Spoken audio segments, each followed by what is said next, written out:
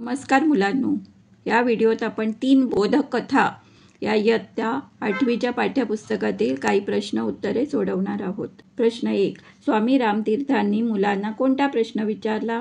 उत्तर, ही रेषा न पुसता हिला कोणी लहान करून दाखवेल का? हा प्रश्न विचारला। प्रश्न 2, रेषा लहान दाखवण्यासाठी एका विद्यार्थ्याने काय केले? उत्तर, एक विद्यार्थी पटकन उठला, त्याने त्या रेषेच्या जवळ एक मोठी रेषा काढली, आपोआपच ती पहिली रेषा लहान दिसू लागली। प्रश्न 3, विनोबाजींनी विद्यार्थ्यांना कोणते काम करायला सांगितले? उत्तर, विनोबाजींनी मुलांना काही कागदाचे तुकडे दिले व म्हणाले, या कागदावर भारताचा नकाशा होता, आता हे तुकडे जोडून पुन्हा भारताचा नकाशा तयार करा। प्रश्न 4, तो तरुण विनोबाजींना काय म्हणाला? उत्तर, तो तरुण विनोबाजींना म्हणाला, तुमची परवानगी असेल तर मी हे तुकडे जोडून देतो। प्रश्न 5, टॉल्स्टॉय कोण होते? उत्तर, टॉल्स्टॉय विश्वविख्यात रशियन लेखक होते। प्रश्न 6, तरुण निराश का झाला होता?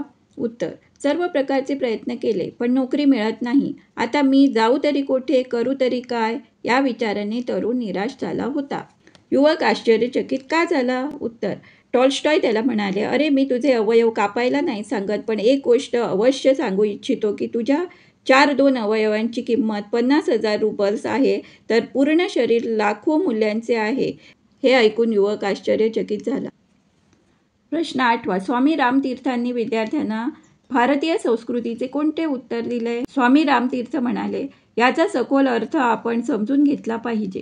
आपण स्वतः मोठे होण्यासाठी आपल्या भोवताच्या लोकांना नष्ट करण्याची किंवा त्यांची निंदा करून त्यांना छोटे लेखण्याची गरज नाही। आपण आपल्या स्वतःच्या गुणांनी आणि कर्तृत्वाने महान बनले पाहिजे। भारतीय संस्कृतीचे हेच तर खरे मर्म आहे। प्रश्न 9, विनोबाजींनी कोणते स्पष्टीकरण केले? विनोबाजी म्हणाले, अगदी बरोबर आहे, देश जोडायचा असेल तर आधी माणूस जोडायला हवा, एक माणूस जोडला तर देश आपोआपच जोडला जाईल। प्रश्न 10, विनोबाजींनी विचारलेल्या प्रश्नावर तरुणाने कोणते उत्तर दिले?